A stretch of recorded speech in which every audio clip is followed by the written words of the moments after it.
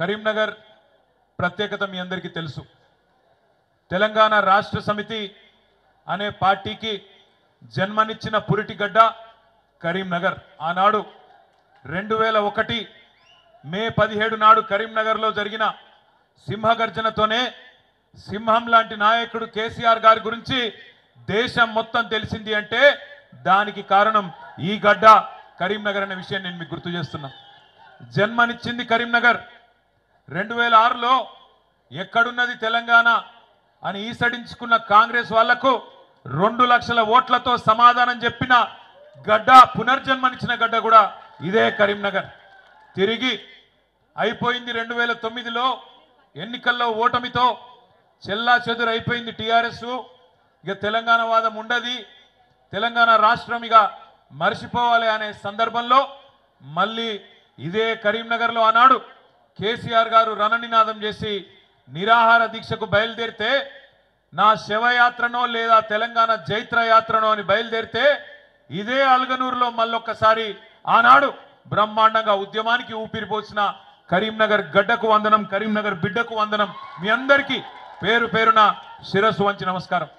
ఇవాళ కరీంనగరే లేకపోతే, కరీంనగర్ పోరాట స్ఫూర్తే లేకపోతే ఇవాళ వాస్తవానికి తెలంగాణ రాష్ట్రం సిద్ధించునో లేదో నాకైతే అనుమానమే. అట్లాంటి ఈ కరీంనగర్లో ఈరోజు నవంబర్ 29 నాడు 15 సంవత్సరాలు కేసీఆర్ గారి ఆమరణ దీక్షకు నిండుతున్న సందర్భంగా నన్ను ఆహ్వానించిన పెద్దలు గౌరవనీయులు గంగుల కమలాకర్ గారికి, రసమై బాలకృష్ణ గారికి, జిల్లా అధ్యక్షులు జీవి రామకృష్ణారావు గారికి హృదయపూర్వకంగా నా ధన్యవాదాలు.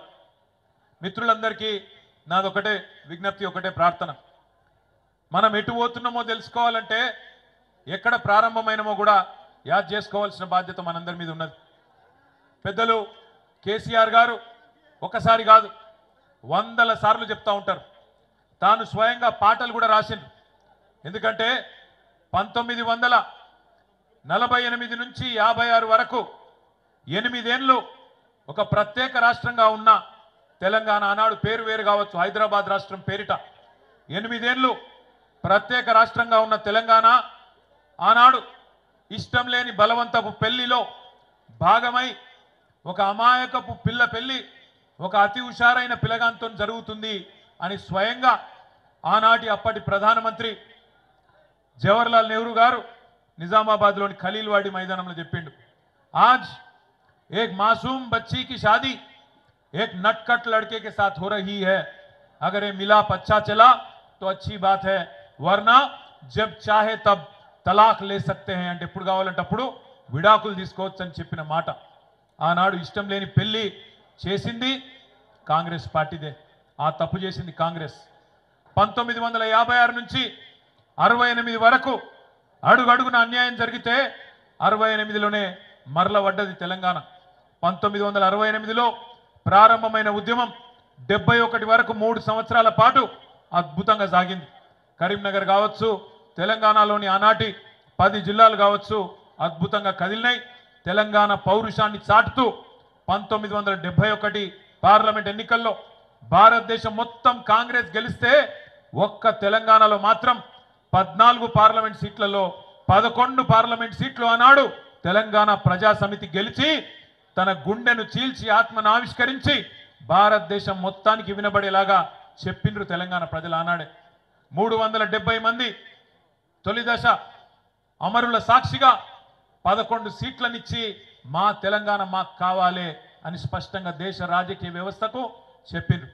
కానీ కర్కశంగా ఇష్టం లేని పెళ్లి చేసిన మొదటి దశ ఉద్యమంలో 370 మందిని కాల్చి చంపిన 11 మందిని ఆనాడు ఎంపీలను తెలంగాణ ప్రజలు గెలిపించిన వాళ్ళని తీసుకుపోయి మళ్ళొక్కసారి తెలంగాణ ప్రజల ఆకాంక్షను బేఖాతరు చేసింది కాంగ్రెస్ పార్టీ.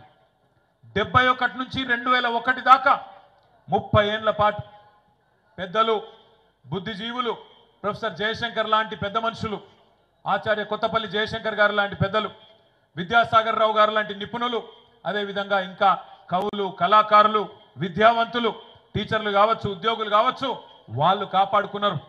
ఎప్పుడన్నా ఎవరన్నా రాకపోతారా, మళ్ళొక్కసారి తెలంగాణ ఉద్యమం రగలకపోతుందా అని చెప్పి ఎదురు చూస్తున్నప్పుడు కలిసి వచ్చే కాలానికి నడిసొచ్చే కొడుకు అన్నట్టు అప్పుడు వచ్చిండు మన నాయకుడు గులాబీ జెండా ఎగరవేస్తూ కేసీఆర్ గారు.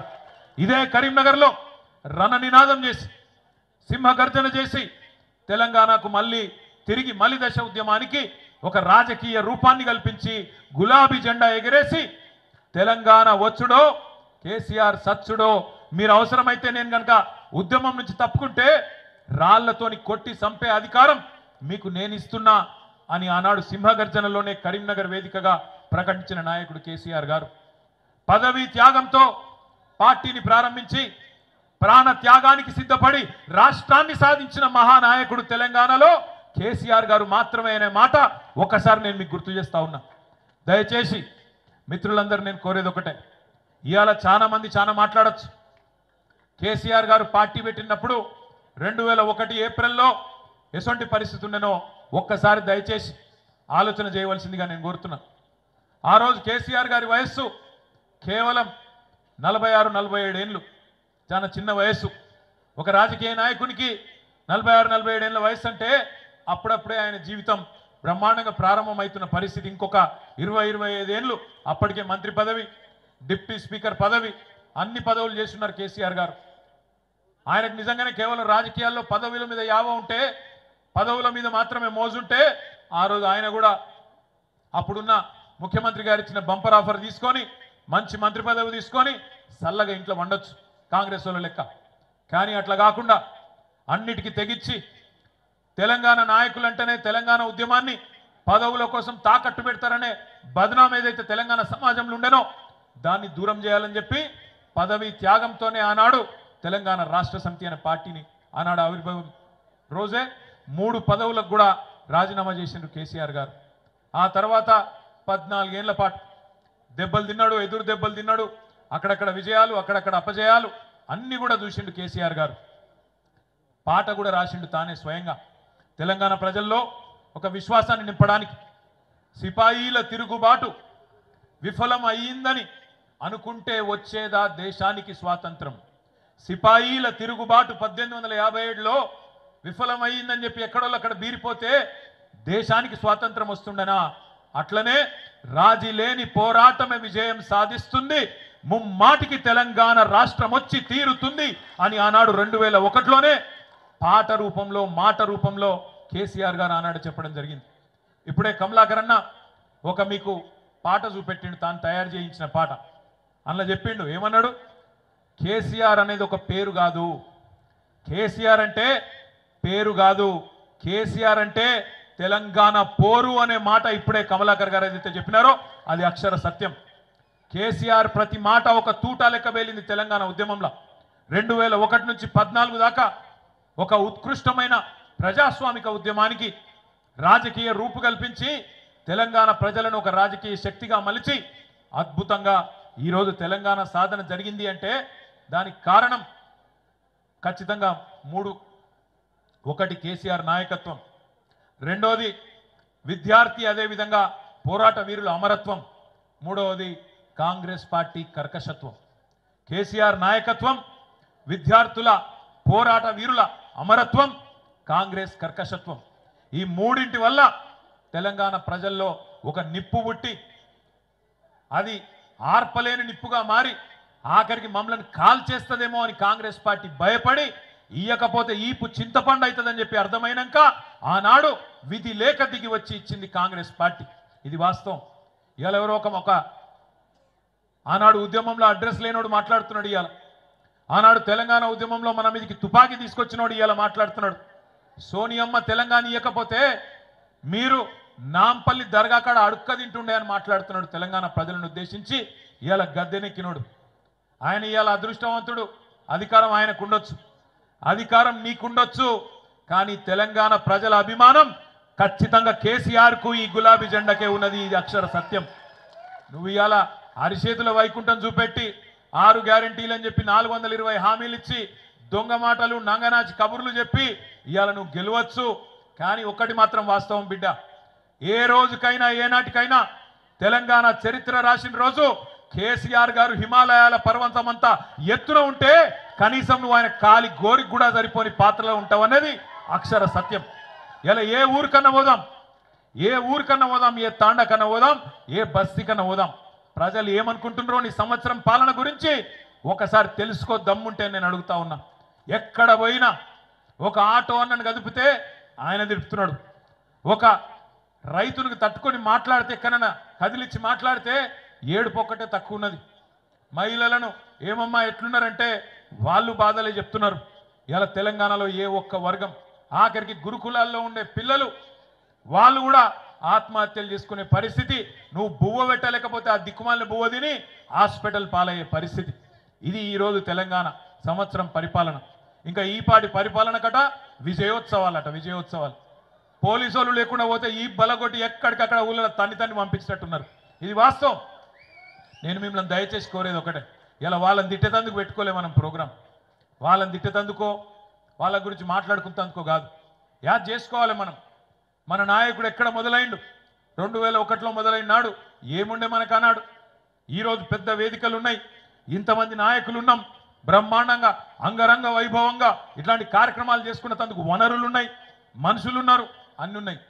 ఆ రోజు ఎవరున్నారు? కేసీఆర్ గారికి మనీ పవర్ లేదు, మజిల్ పవర్ లేదు, మీడియా పవర్ లేదు, క్యాస్ట్ బేస్ లేదు, ఏది లేదు. తెలంగాణ సమాజం నిండా అనుమానం.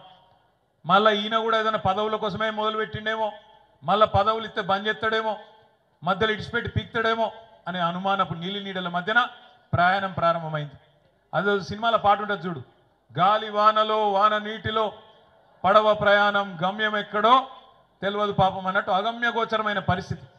అట్లాంటి పరిస్థితుల్లో నాకు ఒక సందర్భం గుర్తొస్తున్నది.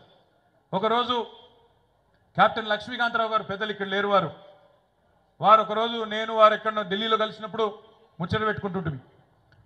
లక్ష్మీకాంతరావు గారు కేసీఆర్ గారు ముంగట కూర్చున్నారంటే కేసీఆర్ గారు ఏం చెప్తే దానికి ఎస్ సార్, ఎస్ సార్ అంటాడు.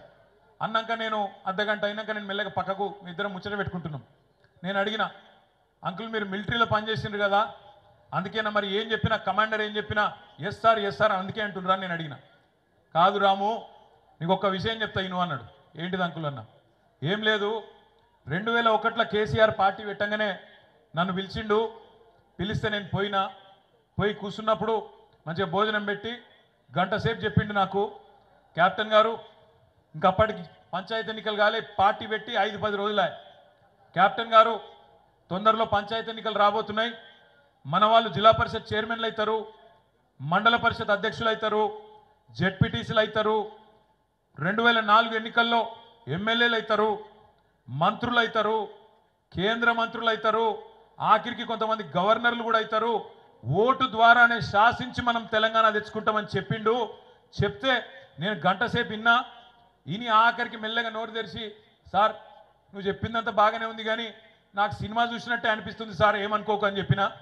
చెప్తే ఆయన ఒక్కటే మాట అన్నాడు కేసీఆర్ ఆ రోజు నాతోని, కెప్టెన్ గారు మీరు నాతో రండి, ఎస్ఆర్ఆర్ కాలేజ్ మీటింగ్ ఉన్నది సింహగర్జన, ఆ సింహగర్జన గిన్న 2 లక్షల మందికి ఒక్క మనిషి తక్కువ వచ్చినా నేను చెప్పేది నమ్మకుండ్రి, నాతో నడవకుండ్రి, కానీ లేకపోతే మాత్రం నా ఎంట నడవండి అని చెప్పి ఒకటే ఒక కండిషన్ పెట్టిండని చెప్పిండు.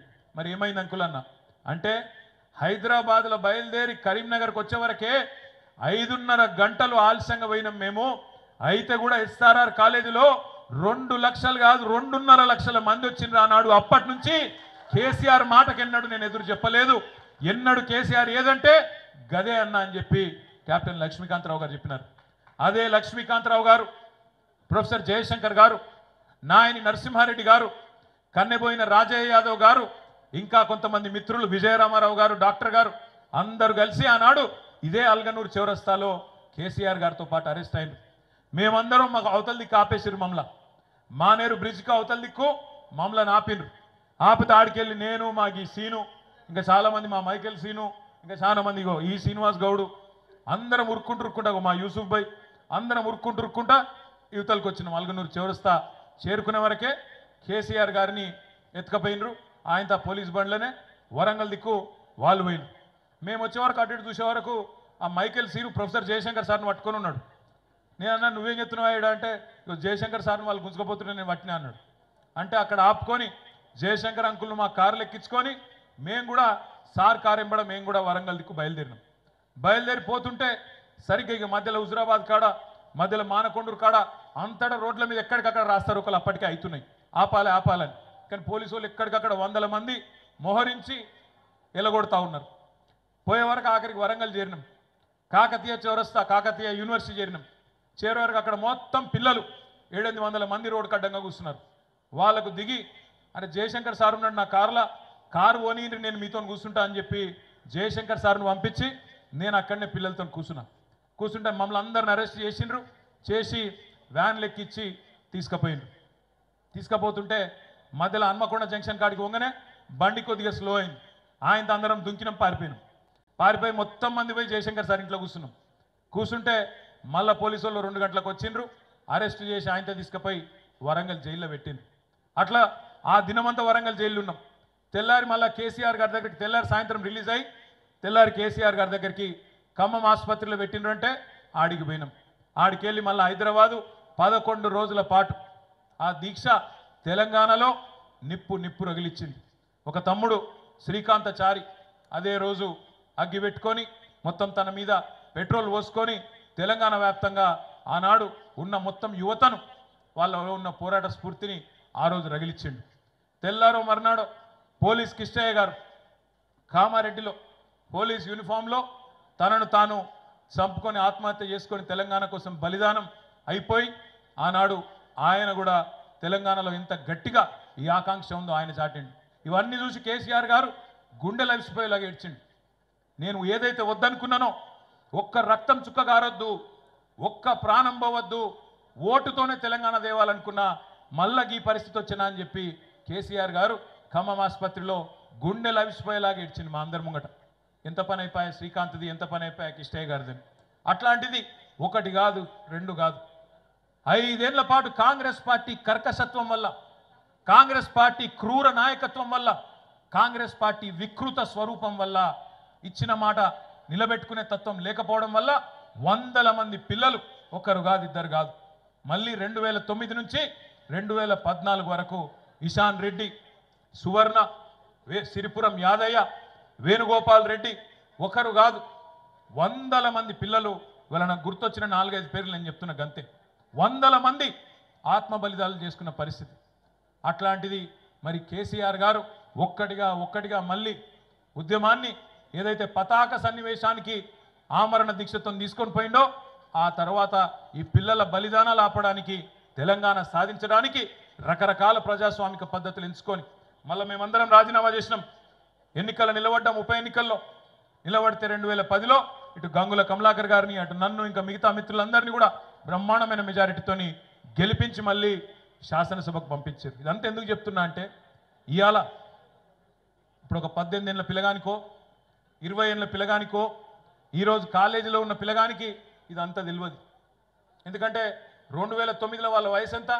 3 ఏళ్ళు, 5 ఏళ్ళు, 6 ఏళ్ళు, 7 ఏళ్ళు. వాళ్ళ కేసీఆర్ ముఖ్యమంత్రిగానే తెలుసు. వాళ్ళ కేసీఆర్ కొన్ని మంచి పనులు చేసిండని తెలుసు. రైతు బంధు ఇచ్చిండని తెలుసు, నీళ్లు తెచ్చిండని తెలుసు, కరీంనగర్ పట్టణం మంచిగా చేసిండని తెలుసు, పల్లె ప్రగతి పెట్టిండని తెలుసు. ఇవన్నీ తెలుసు. ముఖ్యమంత్రిగా అద్భుతంగా పనిచేసిండని తెలుసు. కానీ వాళ్లకు కేసీఆర్ ఒక ఉద్యమకారుడిగా, ఉద్యమ నాయకుడిగా తన ప్రాణాలకు సైతం పోరాడి తెచ్చిండు తెలంగాణ అన్న విషయం తెలియదు.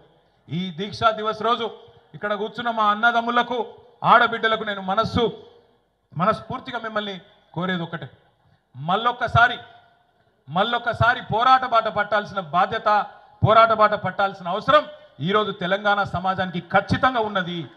ఏ క్రూరమైన కాంగ్రెస్ పార్టీ అయితే దశాబ్దాల పాటు మనతో ఆడుకున్నదో, మన జీవితాలను చెల్లాచెదురు చేసిందో, మళ్ళా అదే దుర్మార్గులు ఇవాళ మోసంతోని 420 హామీలు ఇచ్చి అమాయక ప్రజలతోని మోసం చేసి అడ్డగోలు మాటలు చెప్పి ఓట్లు వేయించుకొని ఇవాళ గద్దెనెక్కి వికృతంగా మళ్ళొక్కసారి వికటాట్టహాసం చేస్తూ ఉన్నారు. అందుకే దీక్షా దివస్ స్ఫూర్తిగా, కేసీఆర్ పోరాట స్ఫూర్తిగా మనందరం కూడా మళ్ళొక్కసారి కదం దొక్కుదాం. ఏ కరీంనగర్లోనైతే ఆనాడు విజృంభించినామో అదే కరీంనగర్ నుంచి మళ్ళొక్కసారి కథన రంగంలోకి పోదాం. తప్పకుండా కాంగ్రెస్ పార్టీ మెడలు వంచుదాం. తెలంగాణ ప్రజల పక్షాన వాళ్ళు ఇచ్చిన 420 హామీలు అమలయ్యేదాకా ఈ గులాబీ జెండా తప్పకుండా వారి పక్షాననే ఉంటుందనే మాట నేను మీకు విజ్ఞప్తి చేస్తా ఉన్నా. ఇక్కడికి వచ్చిన మా అన్నదమ్ములతోని నేను కోరేది ఒకటే, ఎట్టి పరిస్థితుల్లో రాబోయే 4 సంవత్సరాల పాటు ఖచ్చితంగా ప్రజల పక్షాన్నే ఉందాం. ప్రజల పక్షాన్ని కొట్లాడదాం. ఒక్క రోజు కూడా అల్లు పెరగకుండా అందరం కలిసికట్టుగా ఐక్యంగా ముందుకు పోదాం. శాసనసభలో కానీ బయట కానీ రాజ్యసభలో కానీ ప్రతి వేదికలో తప్పకుండా తెలంగాణ ప్రజల పక్షాన మన గొంతు విప్పుతూనే ఉందాం.